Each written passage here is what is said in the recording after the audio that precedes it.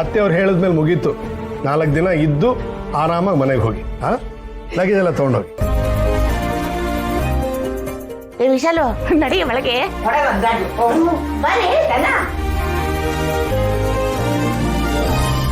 ಕೂತ್ಕೊಳ್ಳಿ ಅತ್ತವ್ರೆ.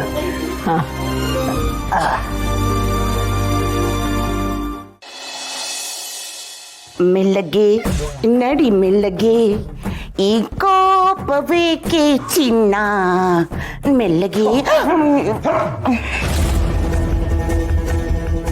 ಇದೇನಿದು? ಹೊರಗಡೆ ಹೋಗ್ಬೇಕಾದವರು ಒಳಗಡೆ ಬರ್ತಿದ್ದೀರಾ? ಓ, ದೊಡ್ಡ ಮನೆ ಅಲ್ವಾ, ಮೇನ್ ಡೋರ್ ಎಲ್ಲಿ ಅಂತ ಗೊತ್ತಾಗಿಲ್ಲ ಅನ್ಸುತ್ತೆ.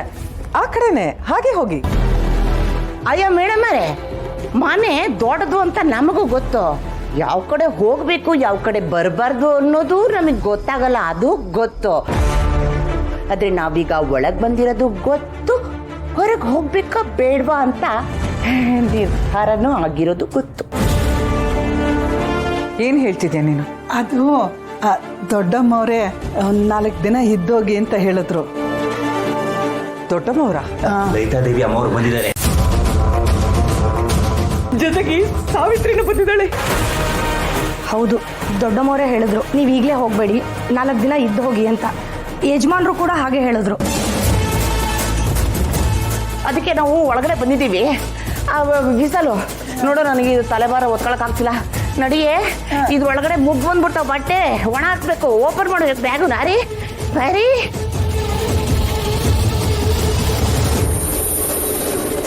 ಛೇ, ಆ ಮುದುಕಿ ಬಂದಿದ್ದಾಳ.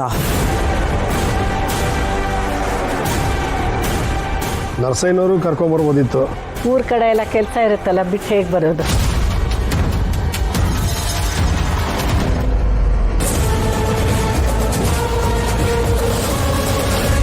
ಅಕ್ಕ, ಏನು ವಿಜಯ, ನಮ್ಮನ್ನು ನೋಡಿ ಹಾಗೆ ಸುಮ್ಮನೆ ನಿಂತ್ಬಿಟ್ಟೆ?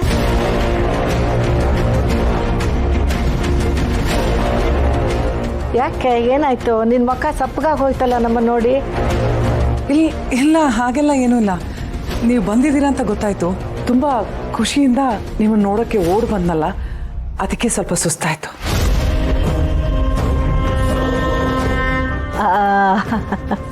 ಗೊತ್ತು ಗೊತ್ತು, ನಿನಗೆ ನನ್ನ ನೋಡಿ ಎಷ್ಟು ಸಂತೋಷ ಆಗಿದೆ ಅನ್ನೋದು ನನಗೆ ಚೆನ್ನಾಗಿ ಗೊತ್ತು ಬಿಡು.